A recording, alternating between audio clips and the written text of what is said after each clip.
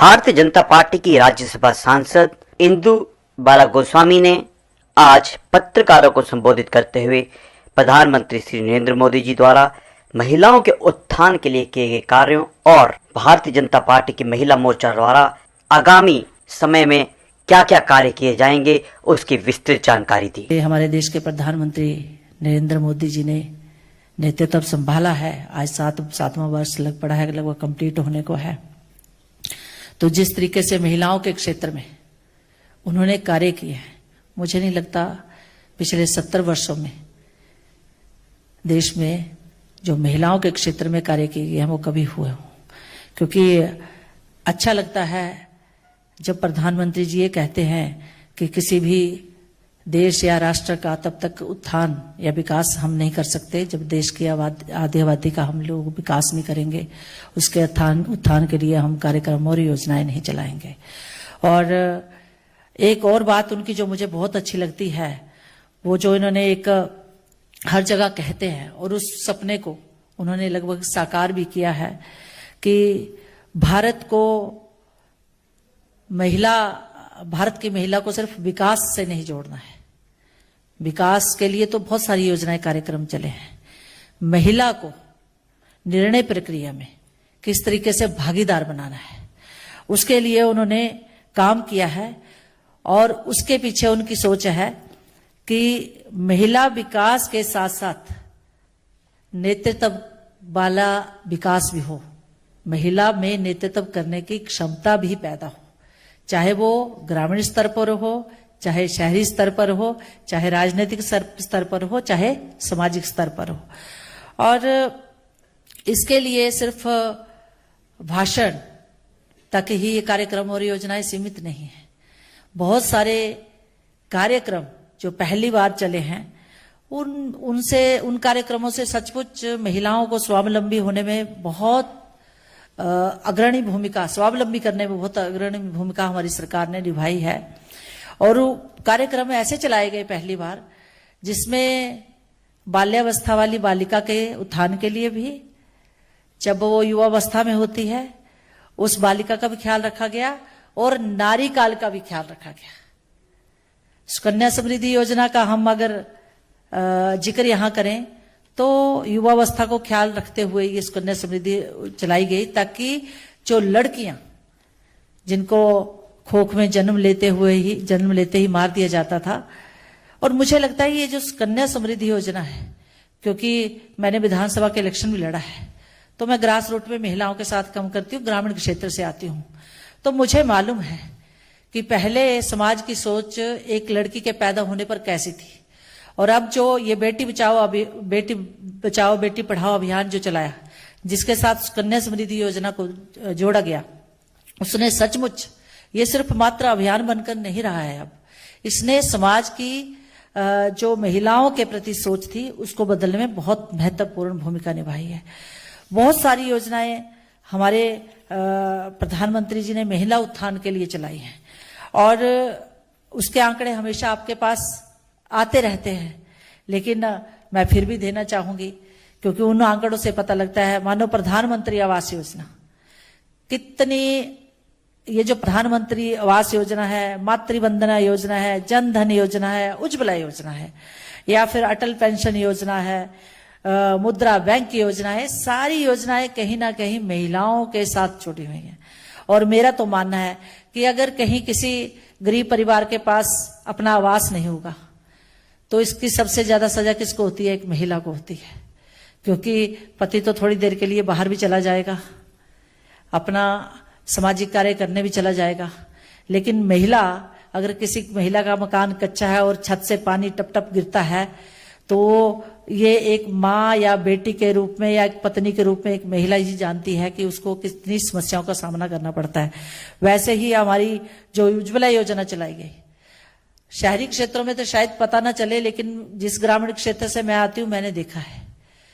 अभी आपने देखा होगा कि प्रधानमंत्री जी ने जो हमारी महिला मोर्चा ने भी लिया पोषण अभियान, तो मैं इसको कहीं ना कहीं यहां भी देखती हूँ कि पोषण अभियान तो हम चला लेंगे, महिलाएं पोषित भी हो जाएंगी, लेकिन एक पोषित महिला को अच्छा खाना मिल जाएगा, अच्छे फ्रूट मिल जाएंगे, लेकिन उसके पास अगर चूल्हा गैस नहीं होगी, वो जंगल से लकड़ी बीन के लाएगी, फिर उस चूल्हे में आग जलाएगी और उसके फेफड़ों में वो धुआं जाएगा, तो वो महिला चाहे जितनी मर्जी सुदृढ़ हो, वो कहीं ना कहीं बीमार हो जाएगी।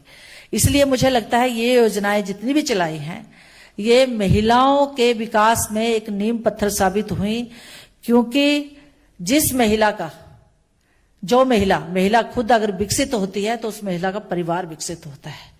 अगर महिला कहीं अपने आप को पिछड़ी महसूस करती है, जैसे आज पोषण अभियान चलाया, प्रधानमंत्री जी की एक सोच थी कि पोषण अभियान को एक ग्रास रूट तक का अभियान शुरू मनाया जाए। वो किस लिए?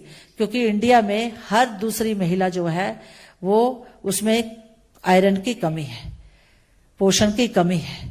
छोटे बच्चों का तो अलग ले लो, बुजुर्ग लोगों का अलग ले लो, लेकिन भारतीय परिवेश में हर दूसरी महिला कहीं ना कहीं उसमें आयरन की कमी पाई जाती है।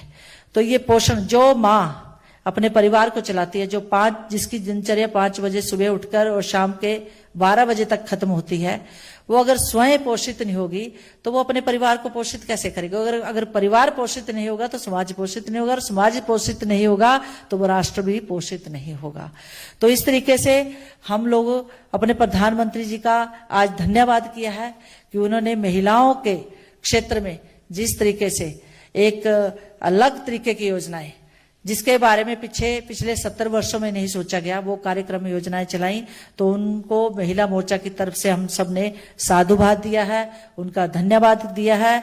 और वो जो महिला मोर्चा को जिस तरीके से वो राष्ट्रीय स्तर पर और अपने सामाजिक, राजनीतिक और आर्थिक रूप से जिस तरीके से सुदृढ़ता की ओर ले जा रहे हैं, मुझे लगता है आने वाले समय में देश की आधी आबादी निश्चित रूप से, चाहे वो सामाजिक क्षेत्र हो, चाहे राजनीतिक क्षेत्र हो, चाहे आर्थिक क्षेत्र हो, उसमें अपनी भागीदारी सुनिश्चित करते हुए समाज की मुख्य धारा में बहुत बड़ी भूमिका निभाएगी।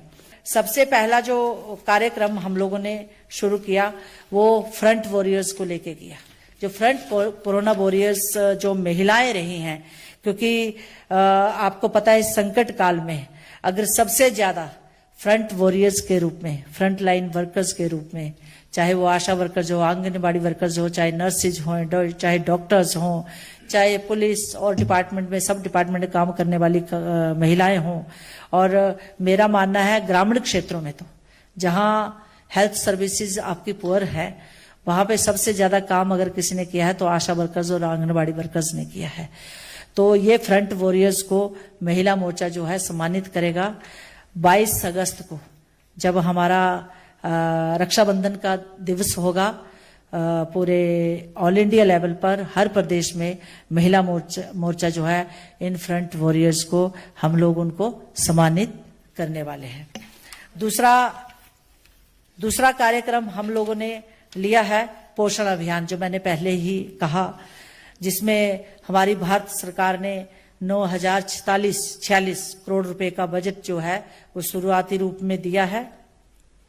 और मैंने इसके बारे में पहले ही आपको विस्तृत में बता दिया कि इसके पीछे हमारे प्रधानमंत्री की सोच क्या है, क्योंकि जो पहली जो आपको जीवन में पाठ पढ़ाती है, आगे जीवन में अपने परिवार को, अपने बच्चों को विकसित करने के लिए जो सबसे बड़ी एक टीचर होती है वो माँ होती है।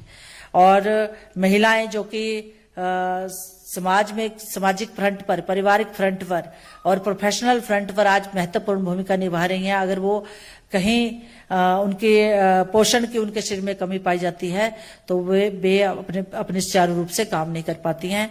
तो इस पोषण अभियान में बूढ़े, बच्चे और महिलाएं विशेष रूप से शामिल की गई हैं। इसको जन जन तक पहुंचाना, इसके लिए महिला मोर्चा जो है एक अभियान की शुरुआत करेगा और इसको प्रदेश स्तर से लेकर राष्ट्रीय स्तर तक इस अभियान को हम ग्रास रूट तक लेके जाएंगे।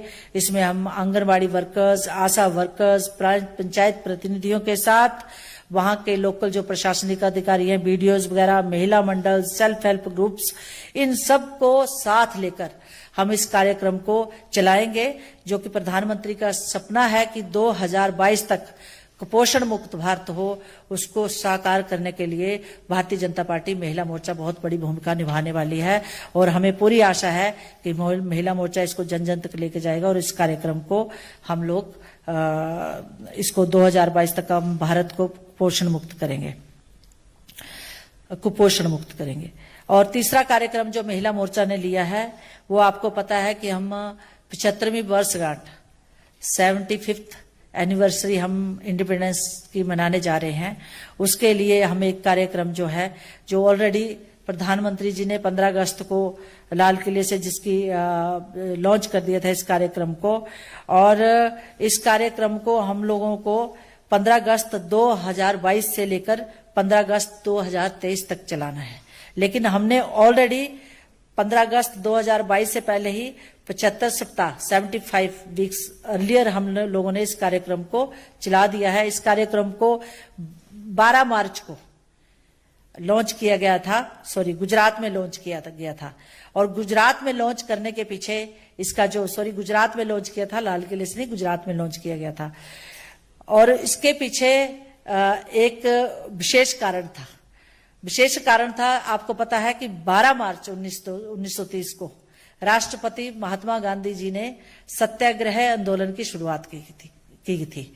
और 2020 में 91 इयर्स पूरा होने पर प्रधानमंत्री जी ने साबरमती आश्रम से अमृत महोत्सव की शुरुआत की।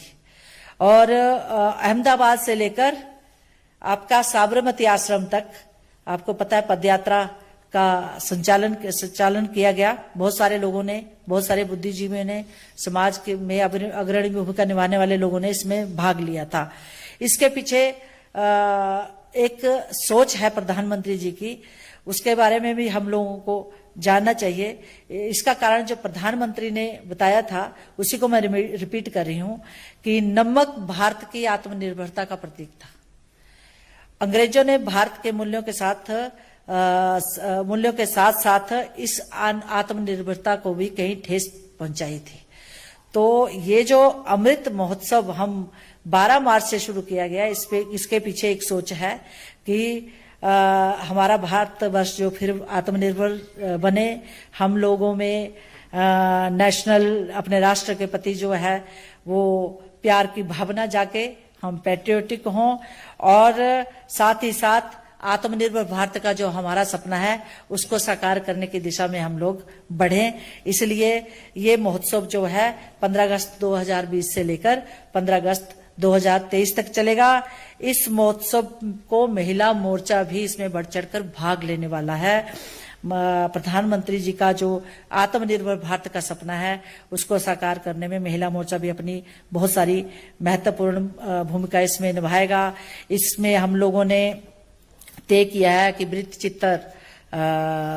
चित्रों द्वारा और अपने देशभक्ति के गीत, डिबेट, डेक्लामेशन, इस तरीके के कार्यक्रम महिला मोर्चा करे।